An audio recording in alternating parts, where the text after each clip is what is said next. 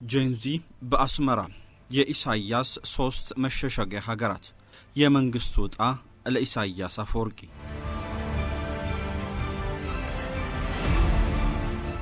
ከሰሞኑ በተለያዩ አፍሪካ ሀገራት ውስጥ የለውጥ ንፋስ እየነፈሰ ይገኛል። ከራባት እስከ አንታናናሪቮ የነፈሰው የጄንዚ ንፋስ ቀጣይ ማረፊያው ጎረቤት ሀገር ኤርትራ ነች እየተባለ ነው። በዳያስፖራው ዘንድ በቴሌግራም ቻናሎችና ህዝብ በሚሰበሰብባቸው ስፍራዎች ሁሉ ትልቁ መነጋገሪያ የኤርትራ ጄንዚዎች ከነጻነት በኋላም ሀገራቸውን ያንገላታውን የኢሳያስ አፈወርቂ መንግስት ለመጣል ሀሳብ ወጥነዋል የሚለው ነው። ለ3 አስርት ዓመታት ያለ ተቀናቃኝ ሀገሪቱን የዘወረው የኢሳያስ አፈወርቂ ስርዓት ያለ ምርጫ፣ ያለ ግል መገናኛ ብዙሃንና ያለ ህገ መንግስት ኤርትራን እየመራ ሲሆን ህዝቡም ለዓመታት በውትድርና ውስጥ እያሳለፈ ነው። በዓለም አቀፍ ደረጃ አሁን የመጣው ትውልድ ግን ወታደራዊና አምባገነናዊ አገዛዞችን የመቀበል ፍላጎት እንደሌለው ከሱዳን ጀምሮ እስከ ማዳጋስካር ድረስ አሳይቶናል። ቀጣዩ የጄንዚ የጥቃት ኢላማ ደግሞ ኤርትራ ነች እየተባለ ነው። ሰላም ጤና ይስጥልን የተከበራችሁ የሰሞነኛ ቤተሰቦች እንደምን አላችሁ? ለመሆኑ ጄንዚ የተባለው ትውልድ የትኛው ነው? በኤርትራ ውስጥስ ምን ያክል ተስፋፍቷል? የኤርትራንስ መንግስት ምን ያክል ያሰጋል? በዛሬው ጥንቅራችን እንመለከተዋለን። እስከ ዝግጅታችን ፍጻሜ ላይክ፣ ሼር እና ሰብስክራይብ እያደረጋችሁ አብራችሁን ቆዩ። ጊፍት ሪል ስቴት እንደ ስሙ የሚያስፈነድቅ ጊፍት ይዞሎት መጥቷል። ስጦታውና ጥቅሉ ዳጎስ ያለ ነው። ምን አለ አትሉም? ከመስከረም 29 ጀምሮ በአይነቱ የተለየ የዋጋ ቅናሽ ኤክስፖ ለደንበኞች አሰናድቷል። እስከ 25 በመቶ የሚደርስ ልዩ ቅናሽ፣ 55 በ45 የባንክ አማራጭ፣ በ5 በመቶ ቅድመ ክፍያ ብቻ። እድሉ ለአጭር ቀናት ነው። የት ካላችሁ በለገሃር የድሮ ባቡር ጣቢያ ፊት ለፊት 85000 ካሬ ሜትር ላይ ያረፈ ቅንጡ መንደር፣ ትምህርት ቤት፣ የሕክምና ተቋም፣ የስፖርት ማዘውተሪያ እና የህፃናት ማቆያ ከመዋኛ ገንዳ ጋር አሟልቶ የያዘ ትልቅ መንደር ተገንብቷል። በተጨማሪ በ22 በሲኤምሲ በተክለ ሃይማኖት በቦሌ አትላስ እንዲሁም በአያት ዝነጥ ያሉ አፓርትመንቶች፣ የንግድ ሱቆች እንዲሁም ቪላ ቤቶችን በተመጣጣኝ ዋጋ ከጊፍት አማራጭ በሽ ቀርቦሎታል። ስጦታን ከጊፍት ለአጭር ጊዜ ብቻ እድሉን ለመጠቀም ቀድሞ ይገኙ እና ከጊፍት ሲገዙ እንደማያፍሩ ልጠይቅ። ለበለጠ መረጃ 0981674340 ወይም 0994842324 ይደውሉ። ጊፍት ሪል ስቴት። አዲሱ ትውልድ ጄንዚ በመባል የሚጠሩት የአዲሱ ትውልድ አባላት ራሳቸውን የሚያደራጁት እንደ ፌስቡክ እና ቲክቶክ ያሉ የማህበራዊ ሚዲያ መድረኮችን በመጠቀም ነው። የጄንዚ አባላት የሲቪል ማህበረሰብ ቡድኖችና ታዋቂ ፖለቲከኞች የጋራ ስብሰባ ካደረጉ በኋላ የሚያካሂዱትን ሰልፎች የሚያስተባብር ኮሚቴም በየሀገሩ ሲያዋቅሩ ተመልክተናል።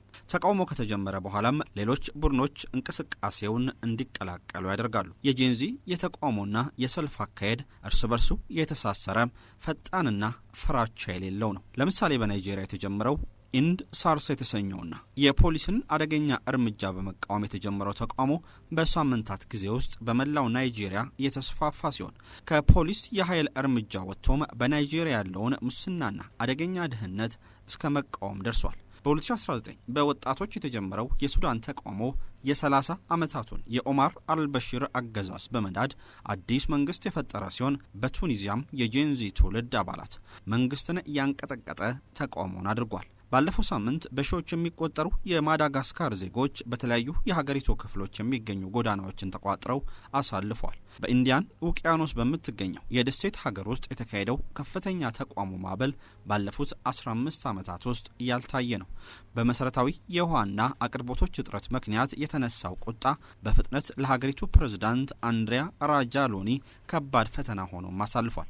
ከ2018 ጀምሮ ለሁለት ጊዜ ፕሬዝዳንት የሆኑት ራጃሎኒ ለተነሳባቸው ተቃውሞ መልስ ለመስጠት በሚል መንግስታቸውን በትነዋል። አሁን ያሉበትም አይታወቅም። የአዲሱ ትውልድ አባላት ጄንዚዎች የማዳጋስካር ሰልፈኞች ግን በዚህ አልረኩም። አሁን ተቃውሟቸው ፕሬዝዳንቱን ጭምር ከስልጣን እንዲወርዱ የሚጠይቅ ሲሆን ወታደራዊ አመራሩም ስልጣኑን በአሁኑ ሰዓት መቆጣጠር ችሏል። በአፍሪካ እየተንበለበለ የሚገኘው የጄንዚ የተቃውሞ ሰልፍ ታዲያም በጋዜጠኞችና በቴሌቪዥን ጣቢያዎች ብቻ ሀገርን መምራትና መቆጣጠር ይቻላል ብለው ለሚያስቡት የቀደመው ትውልድ መሪዎች የማንቂያ ደውል ሆኖ እየተሰማም ነው። የኤርትራው ቁማር።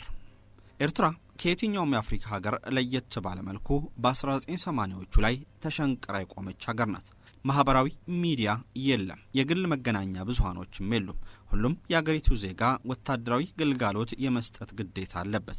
መንግስትን መቃወም የማይቻል ብቻ ሳይሆን የማይታሰብም ጭምር ነው። ከዚህ ሁሉ ዝምታ ጀርባ ግን አንድ ነገር ውስጥ ለውስጥ እየበሰለ ነው። መኖሪያውን ከኤርትራ ውጭ ያደረገ አንድ ወጣት እኛ ስናደግ ፕሬዝዳንቱ ሁሉን የሚያውቁና የማይደፈሩ አድርገን እናስብ ነበር። አሁን ላይ ግን ፕሬዝዳንቱ ሊደፈር የሚችልና ከእውቀት የራቀ መሆኑን ተረድተናል ሲል ተደምጧል። እስከ 2 ሚሊዮን የሚገመተውና መኖሪያውን በውጭ ሀገራት ያደረገው የኤርትራ ዳያስፖራ የሀገሪቱን መሪ ሚስጥራት የሚያጋልጡ ቪዲዮዎችን በቲክቶክ በመልቀቅ ድብቅ የቴሌግራም ቡድኖችን በመፍጠርና ወጣቱን ተደራሽ በማድረግ ኤርትራውያንን ለተቃውሞ እያሰናዳ ነው። ከአስመራ በዩጋንዳ አድርጎ ጀርመን ድረስ የተዘረጋው የኤርትራ የጄንዚ ኔትወርክ ታዲያ የኢሳያስ መንግስትና ደጋፊዎቹን ፍርሃት ውስጥ ከቷቸዋል።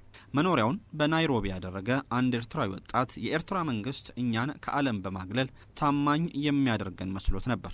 ነገሩ ግን በተቃራኒው ሆነና ከታማኝነት ይልቅ ጠላት አደረገን ብሏል።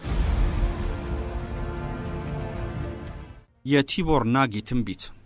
የቀድሞ የአሜሪካ ውጭ ጉዳይ ሚኒስትር ዴታ ቲቦር ናጊ አሁን ያለውን የኤርትራ ስርዓት ከሌሎች በአፍሪካ ሀገር ለረጅም ዓመታት ከቆዩ ስርዓቶች ጋር በማነጻጸር የግል እይታቸውን አጋርቷል። መንግስቱ ኃይለማርያምና ሙሐመድ ጋዳፊን በምሳሌነት ያነሱት ቲቦር ናጊ የሁለቱ መሪዎች ደጋፊም እንደ ኢሳያስ አፈወርቂ ሁሉ ነገሮች የማይለወጡ መስሎት ነበር፣ ኢሳያስም እጣ ፋንታው እንደ ሁለቱ መሪ ይሆናል ብለዋል። የቲቦር ናጊ ያሁኑ ማስፈራሪያ የተሰማው ኤርትራ በማዕቀብና ወታደራዊ ወጪ በደቀቀችበት፣ ወጣቱ በየጎረቤት ሀገራቱ በተሰደደበት፣ የኤርትራ ሕዝብ በወታደራዊ አገልግሎት በተሰላቸበትና ሀገሪቱም እንደ ሀገር የመቀጠል እድሏ በጠበበበት ሁኔታ ውስጥ ነው።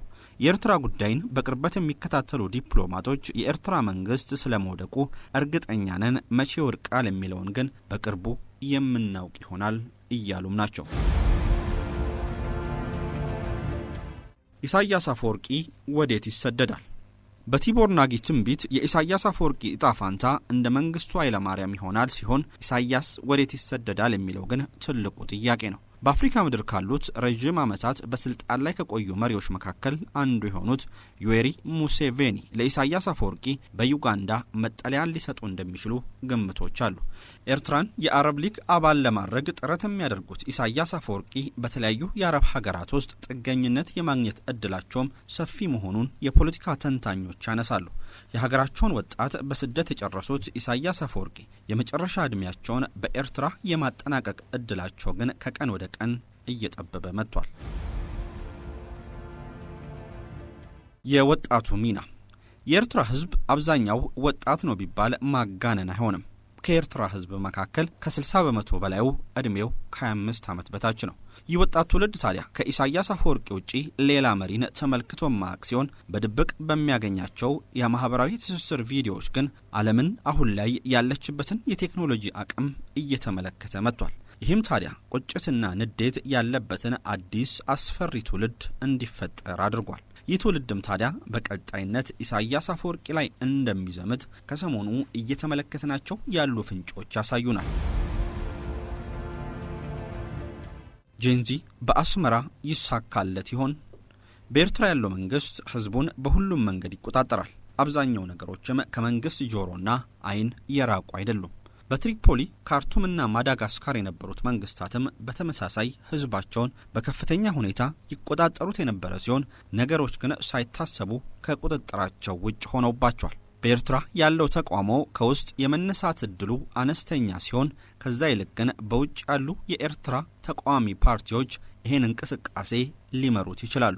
በተለይም የኤርትራ ዳያስፖራ የአስመራ ወጣቶችን በማደራጀት ኢሳያስን ከስልጣን የማስወገድ እድሉ ሰፋ ያለ ነው ይላሉ የፖለቲካ ተንታኞች። ዳያስፖራው ወጣቱን በኤርትራ ውስጥ እያደራጀ ለመሆኑ የሚያሳዩ በርካታ ምልክቶችም እየታዩ ሲሆን የሀገሪቱ ወጣት የአንድ ግለሰብ አገዛዝ በቃን በማለት ተቃውሞን በተለያዩ ስፍራዎች ማሳየትም ጀምሯል።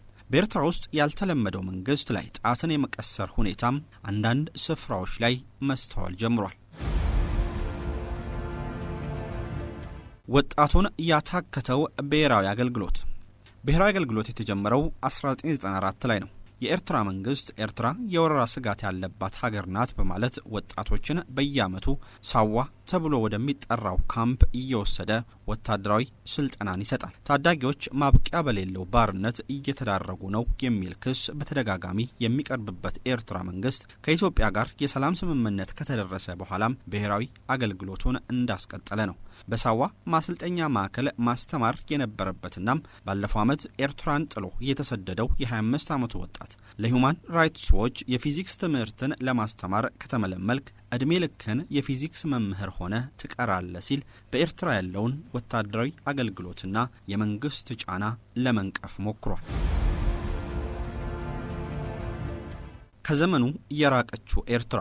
በኤርትራ የቴሌኮሙኒኬሽን አገልግሎት ደካማ ነው። ሲም ካርድ ማግኘት እጅግ አዳካች ነው። ጎብኚዎች ሲም ካርድ ማግኘት አይችሉም። ነዋሪዎችም ቢሆኑ ሲም ካርድ ማውጣት ቢፈልጉ በየደረጃው የሚገኙ የመንግስት መስሪያ ቤቶች ይሁንታና ፍቃድን ሲያገኙ ነው የሲም ካርድ ባለቤት የሚሆኑት። ሲም ካርድ ቢገኝም የሞባይል ዳታ የለም። በስልክ ላይ ኢንተርኔት መጠቀም የሚቻለው የዋይፋይ አገልግሎት በሚገኙባቸው ስፍራ በመገኘት ነው። ዋይፋይ ቢገኝም የኢንተርኔቱ ፍጥነት እጅግ ቀሰስተኛ ነው። ማህበራዊ ሚዲያዎችን ለመጠቀም ደግሞ ቪፒኤንን መጠቀም የግድ ይላል። ዓለም አቀፍ የቴሌ ኮሙኒኬሽን ህብረት ሪፖርት እንደሚጠቁመው ከኤርትራ ህዝብ ውስጥ የኢንተርኔት ተጠቃሚው ብዛት ከ2 በመቶ በታች ነው በማለት አገልግሎቱ ምን ያክል ዝቅተኛ መሆኑን ይጠቁማሉ። በመንግስት ባለቤትነት የተያዘው ኤሪ ቲቪ ከኤርትራ ውጪ በብቸኝነት የሚያሰራጭ የቴሌቪዥን ጣቢያ ነው። በቅርቡ ኤርትራ በዓለማችን ቁጥር 1 የመገናኛ ብዙሃን አፈና የሚፈጸምባት ሀገር ናት ተብላ ተፈርጃም ነበር። በኤርትራ ፍቃድ ያላቸውና መንግስት እውቅና የሰጣቸው ሃይማኖቶች 4 ብቻ ናቸው። የኦርቶዶክስ ክርስትና፣ የሱኒ እስልምና፣ የሮማ ካቶሊክ ቤተክርስቲያንና የሉትራን ወንጌላዊ ቤተክርስቲያን ናቸው። ሌሎች የእምነት ተቋማት እንደ ህገወጥ ይታያሉ። መንግስት የተቀሩት የእምነት ተቋማት የውጭ ሀገራት አጀንዳ ማስፈጸሚያ መሳሪያዎች ናቸው ሲል ይገልጻቸዋል። ጊፍት ሪል ስቴት እንደ ስሙ የሚያስፈነድቅ ጊፍት ይዞሎት መጥቷል። ስጦታውና ጥቅሉ ዳጎስ ያለ ነው። ምን አለ አትሉም? ከመስከረም 29 ጀምሮ በአይነቱ የተለየ የዋጋ ቅናሽ ኤክስፖ ለደንበኞች አሰናድቷል። እስከ 25 በመቶ የሚደርስ ልዩ ቅናሽ፣ 55 በ45 የባንክ አማራጭ፣ በ5 በመቶ ቅድመ ክፍያ ብቻ። እድሉ ለአጭር ቀናት ነው። የት ካላችሁ በለገሃር የድሮ ባቡር ጣቢያ ፊት ለፊት 85000 ካሬ ሜትር ላይ ያረፈ ቅንጡ መንደር፣ ትምህርት ቤት፣ የሕክምና ተቋም፣ የስፖርት ማዘውተሪያ እና የህፃናት ማቆያ ከመዋኛ ገንዳ ጋር አሟልቶ የያዘ ትልቅ መንደር ተገንብቷል። በተጨማሪ በ22 በሲኤምሲ በተክለ ሃይማኖት በቦሌ አትላስ እንዲሁም በአያት ዝንጥ ያሉ አፓርትመንቶች፣ የንግድ ሱቆች እንዲሁም ቪላ ቤቶችን በተመጣጣኝ ዋጋ ከጊፍት አማራጭ በሽ ቀርቦሎታል። ስጦታን ከጊፍት ለአጭር ጊዜ ብቻ እድሉን ለመጠቀም ቀድሞ ይገኙ እና ከጊፍት ሲገዙ እንደማያፍሩ ልጠይቅ።